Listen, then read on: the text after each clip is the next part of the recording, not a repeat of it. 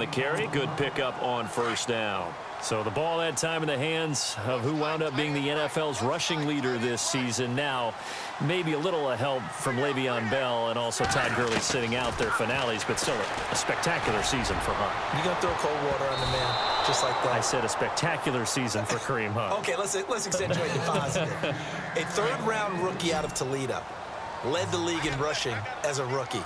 That is cause for celebration, not just in Kansas City, but across the league when you see these guys get their opportunities. And not only did he run it well, he caught it well, and he sparked Kansas City to a 5-0 start to the season and eventually to the playoffs. Yeah, bright future for him. Total yardage on the ground, 1327, and 11 total touchdowns for Hunt this year. Quarterbacking 101.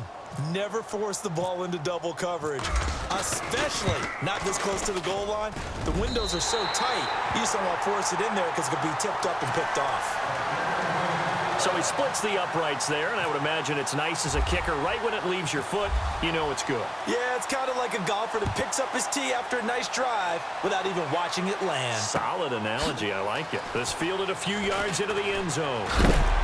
And the decision to come out is going to cost him 5 as he's taken down right at the 20. So out come the Falcons now.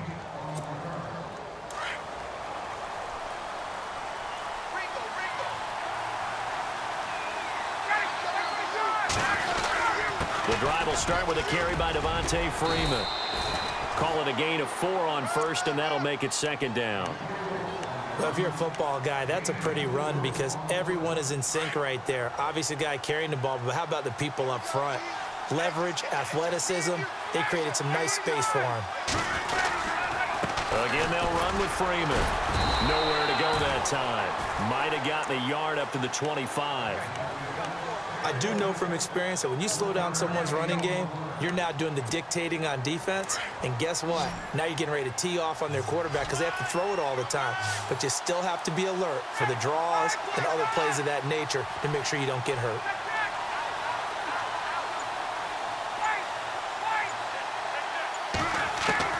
From the gun on third down, Ryan. He's got the first down and more past the 40. And they're going to get this one all the way out across the 45.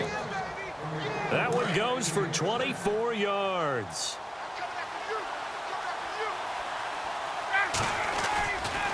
Ryan on the handoff. It's Freeman. Takes this to the 45. Broken tackle. Bought him a little extra space. A solid run on first down. Gain of 7. Leaves him with a 2nd and 3. See if they stay on the ground for second down. Now Ryan going to give it to Freeman. And this time the yards won't come so easy as they'll in fact tackle him behind the line. And they'll lose a yard that time, and that's going to lead to a third down. The Falcons on third down, just 1 for 3 thus far. Here it's 3rd and 3. Ryan leaves with Freeman on the draw. And he's going to have the first down at about the 38. It's a 7-yard gain there, and it's good enough to move the chains. Getting the sense, Charles, they're going to put a big emphasis this afternoon on the run game. And why not? What we're seeing so far, working pretty well from them. And here's the best part. We always talk about the best performers do their job when the lights come on. I think he likes natural light best. Yeah, give him 4 yards there. It'll be 2nd and 6. When you find that kind of yardage, you couldn't be more confident as a ball carrier. And guess what? You're going to go back and tell your offensive coordinator, I'd like to keep carrying it, thank you. On second down, Freeman. And he'll get this down to about the 30, 31-yard line. 3 yards is half of what they needed. Now can they get the other 3 here on third down?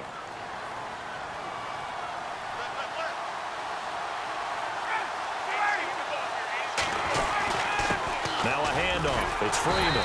And he'll lose yardage. Brought down at the 32. He lost 2, and it brings up 4th. And that play was vintage Derek Johnson. Made a play in the backfield. In college, he did as an outside linebacker. Used speed to get to the backfield. Now, a bulked-up inside linebacker with multiple Pro Bowls on his resume. Ryan. He's going to rifle one deep left, and it's intercepted at the goal line. Picked off by the great one, Darrelle Revis. And the return just out across the 15 to the 16-yard line. You don't see this often. A quarterback of his caliber, 2 first-half interceptions. It's absolutely surprising because it happens so rarely. You're searching for what reason, what's going on out there. It's not just maybe the defense is playing well. Is his horoscope off? His biorhythms? What is it? You went horoscope on us, David. Well, I was thinking maybe REM sleep was off. I'm trying to come up with something. Anything, right? On first down, Smith. Into heavy traffic, and it's intercepted. Ricardo Allen with a pick. And a terrific return as he takes this thing all the way down near the 20-yard line. Brandon, this is a veteran quarterback back there. He should know better than to make a throw like this. This is definitely not his best ball, and I think he knew this was trouble the second it was leaving his hand.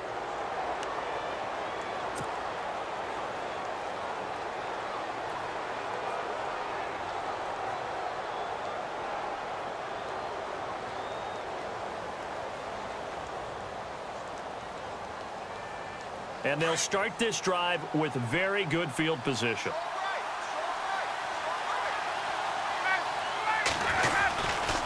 It's a give to Freeman running right. Looking for a crease, can't find one. Stopped at the line of scrimmage. Officially no gain on the play, and it's second down. And on 2nd and 10 now.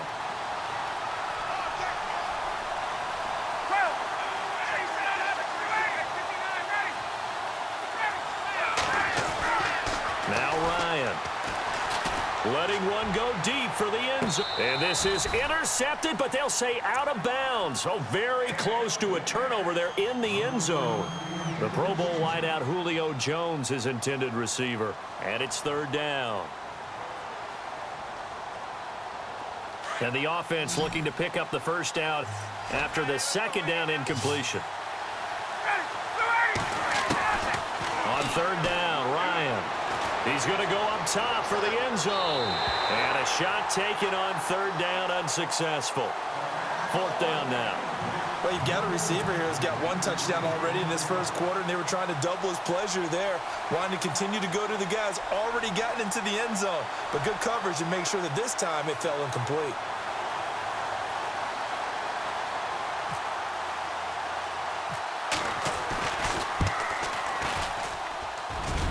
And it's off the crossbar. Oh, he couldn't even get it there. It's no good. And this score will stay right where it is.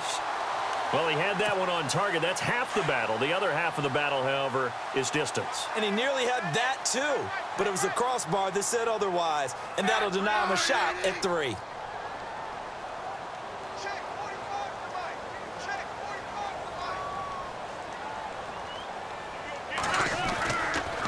They'll start with Hunt on the ground. Try to find a lane, but instead he'll get back to the line of scrimmage. And no more. No gain on the play there. 2nd down. Big boys down there in the trenches, and a nice play to stop them cold. Nothing there. Yeah, when you talk about big boys, you're talking about those defensive tackles, those nose tackles. They're not just big, they're immense. And what a big-time play there. His throw incomplete. The positioning here is key. As a defensive back, you're taught 99% of the time, make a play on the football. But in this case, making a play on the man was all the difference. That's what forced the incompletion.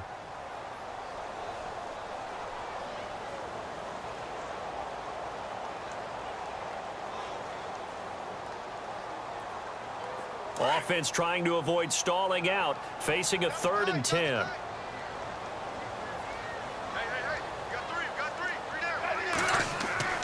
They'll fake it. Now Smith. He's going to go for a big play downfield. And that one incomplete. Had some position but couldn't hold on, and it brings up 4th down.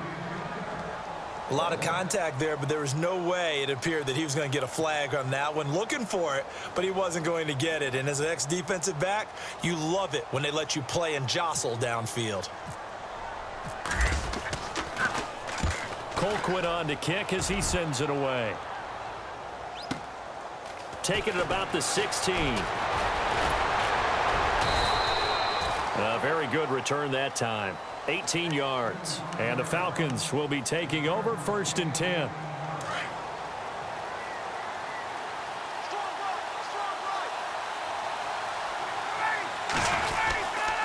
They'll run with Freeman here to begin the drive. And the reinforcements come in as they're going to stop him behind the line. That's going to go as a loss of a yard, and it'll be second down. And the offense behind the chains here a touch on 2nd and 11.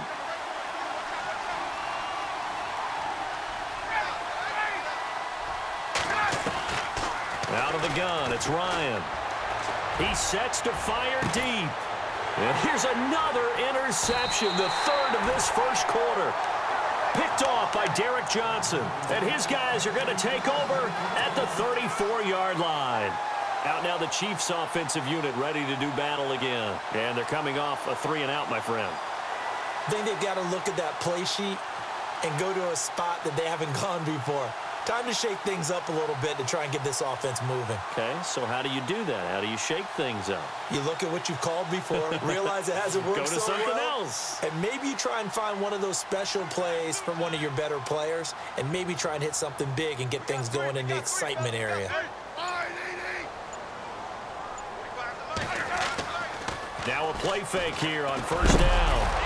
And he'll be hit as he releases it, and that'll fall incomplete. Well, we always talk about how you've got to be quick when you go through your progressions, and here's another prime example. Trying to look downfield, he was standing in the pocket, but just couldn't find anyone open, could he? No, not enough time. They hit him and forced that incompletion. They'll come up now with a clock showing 3 seconds to go here in the first.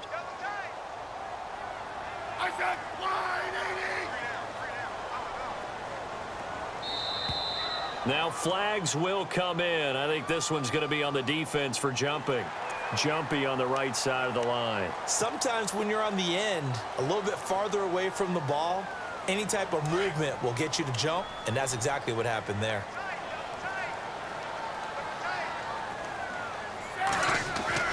Now it's Smith off the bootleg.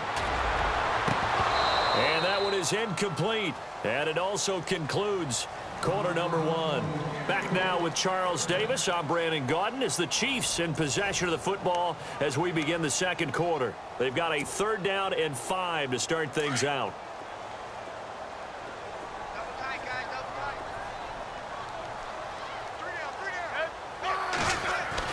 Here's Smith off the bootleg. Into a double team, and it's intercepted.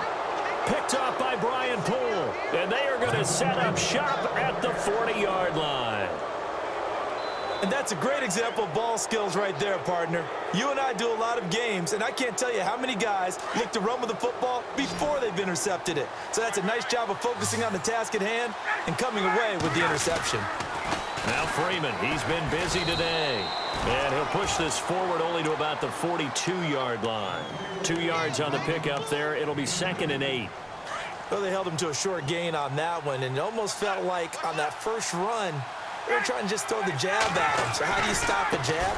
Get closer and smother it, just as they did on that last play. And he'll be taken down across the 50 at the 45 in enemy territory. That one goes for 13 yards, and it moves the sticks.